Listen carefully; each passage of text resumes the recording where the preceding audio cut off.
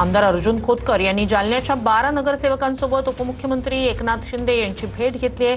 जालना पालिकेत भाजपनं शिवसेनेला सत्तेबाहेर ठेवल्यानंतर ही भेट घेण्यात आली। पालिकेत निधी वाटपात भेदभाव होत असल्याची तक्रार शिंदेंकडे करण्यात आल्याची माहिती सूत्रांकडून मिळते।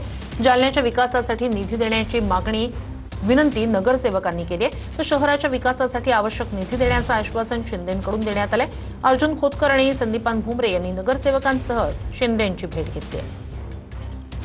अधिक या सगळ्या संदर्भात जाणून घेऊया आपले प्रतिनिधी गिरीश गायकवाड यांच्याकडून। गिरीश, एकंदरीतच नगरसेवकांची ही तक्रार आणि नेमकं आता काय आश्वासन त्यांना देण्यात आलेलं आहे, कसं पाहायचं याकडे?